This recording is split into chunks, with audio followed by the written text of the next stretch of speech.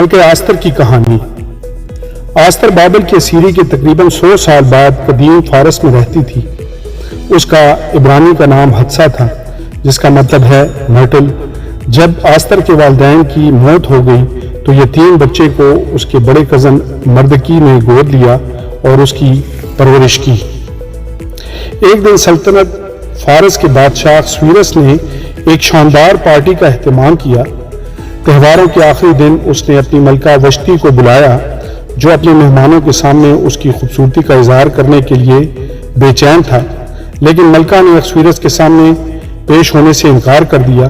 غصے سے بھرے ہوئے اس نے ملکہ وشتی کو معزول کر دیا اور اسے ہمیشہ کے لیے اپنی موجودگی سے ہٹا دیا۔ اپنی نئی ملکہ کو تلاش کرنے کے لیے اخشویرس بادشاہ نے ایک شاہی خوبصورتی کا مقابلہ منعقد کیا اور آستر کو تخت کے لیے منتخب کیا گیا۔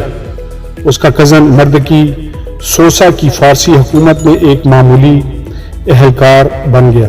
جلد ہی مردکی نے بادشاہ کو قتل کرنے کی سازش کا پردہ فاش کیا۔ اس نے آستر کو اس سازش کے بارے میں بتایا اور اس نے مردکی کو کریڈٹ دیتے ہوئے اخشویرس کو اس کی اطلاع دی اور اس سازش کو ناکام بنا دیا گیا اور مردکی کے حسن و سلوک کو بادشاہ کی تاریخ میں محفوظ کیا گیا تھا۔ اس وقت بادشاہ کا اعلیٰ ترین عہدیدار حامان نام کا ایک بدکار آدمی تھا۔ وہ یہودیوں سے نفرت کرتا تھا، خاص طور پر مردکی، جنہوں نے اس کے سامنے جھکنے سے انکار کر دیا تھا۔ حامان نے ایک منصوبہ بنایا کہ فارس میں ہر یہودی کو قتل کر دیا جائے۔ بادشاہ نے ایک مخصوص دن یہودیوں کو ختم کرنے کے لیے اپنے منصوبے پر اتفاق کیا۔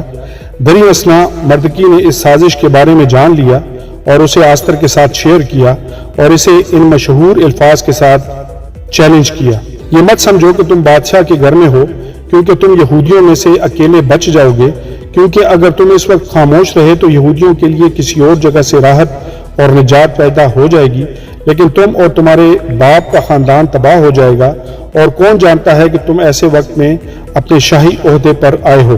آستر نے تمام یہودیوں پر زور دیا کہ وہ روزہ رکھیں اور نجات کے لیے دعا کریں۔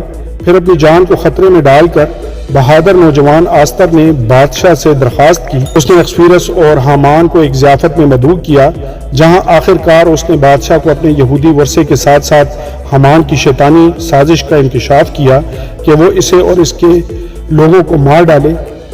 غصے میں بادشاہ نے حامان کو پھانسی کے تختے پر لٹکانے کا حکم دیا۔ وہی پھانسی کا تختہ حامان نے مردکی کے لیے بنایا تھا۔ مردکی کو حامان کے اعلیٰ عہدے پر ترقی دی گئی اور یہودیوں کو پورے ملک میں تحفظ فراہم کیا گیا۔ لوگوں نے خدا کی زبردست نجات کا جشن منایا اور پوریم کے خوشی کے تہوار کا آغاز کیا گیا۔